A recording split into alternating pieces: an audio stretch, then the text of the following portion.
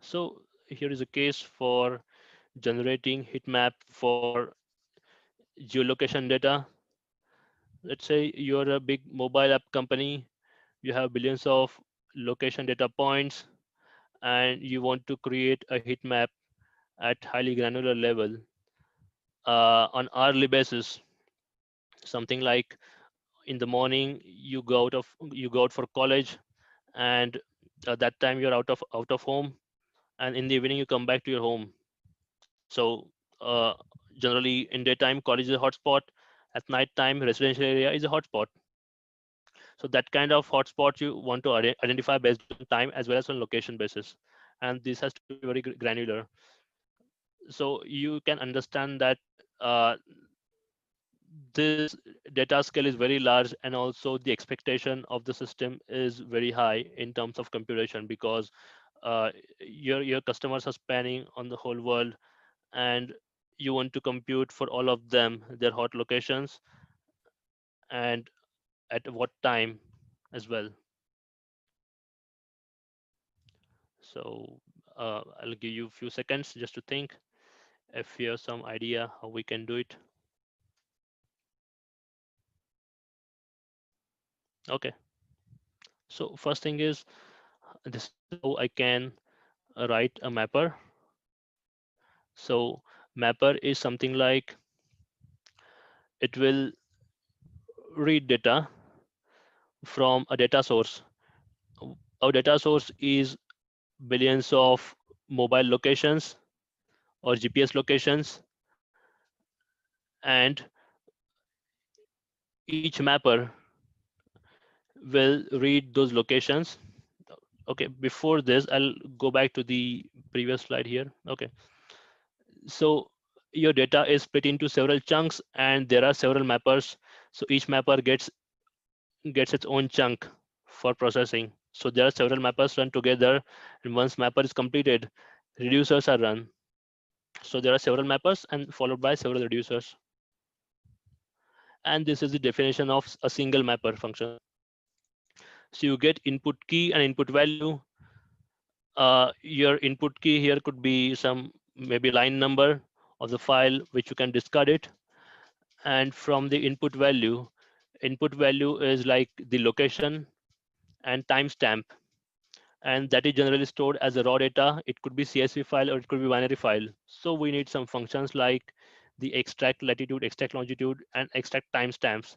These are your custom functions, and using these custom functions, you can extract this lat long and timestamp here. You can see these variables created here, lat long and timestamp. So this is a pseudocode. It doesn't follow any strict syntax of any particular language like C++ or Java, but typically it might look like a Java code here. So once you extract these lat long and timestamp, you also need to create an ID. ID ID act as a key for output. So here you create a tile ID from latitude and longitude. So if you want to understand this, you can imagine that the whole world or the whole globe, its position is measured with latitude and longitude, and it's divided. The whole world surface is divided into several smaller tiles. You can go up to, you can make it more granular and more granular and more granular, and you can come up with some function that will get latitude and longitude, and it will give you some tile ID. That tile ID is something like a rectangle, and and all of the locations have their own tiles, and maybe some rectangle for Mumbai, maybe one rectangle for Pune as well, and all of these rectangles have their own unique ID that will be a tile ID. And this is a simple numerical function which you can compute from latitude and longitude, and you get your tile ID here. And once you get the tile ID,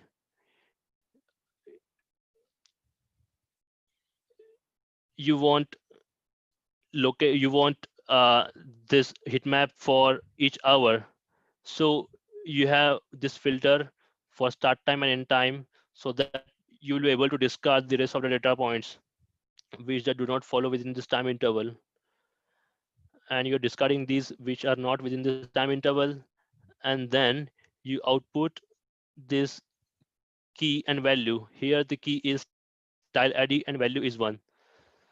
Because you're running this function at this instance only for one data point, you're outputting 1, and that count 1 goes for tile id tile. So if this data point is processed from Pune, the tile id for Pune will get +1 count.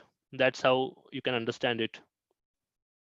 So similarly, for all these data points, you'll get several output keys and values, and wherever and in whatever tile the person is lying, that tile will get +1 point more. So that will be the output of all the mappers together. Now Hadoop will combine these outputs together from mapper and will pass it to the reducer. What it will do is, since mapper is done, or mapper is run once for each data point, and it also outputs a key and value, Hadoop will maintain its key and value, and it will store it as intermediate file onto HDFS. And this is the reduce function. Reduce function will require the input key and input value list. Input value list is something like uh, the combined list of all the people which are or which were processed for specific input key. Here the input key is the output key of mapper function. In your previous example, in the mapper step, I give an example of a person from Pune, and he got +1 count for the Pune tile, and reducer will get all the all such +1 counts for all such tiles for all the people in Pune. So that tile ID will act as a key for this reducer. And here we're just counting based on how many people were present at that Pune tile, and that tile will get +1 score. And then you output the total count, and that will be the number of people present in the Pune tile. So that will be the score for Pune, and this is how typical heat map will look like. Like here, these are some hotspots, and wherever you see dark, these are like zero scores. You see, yeah.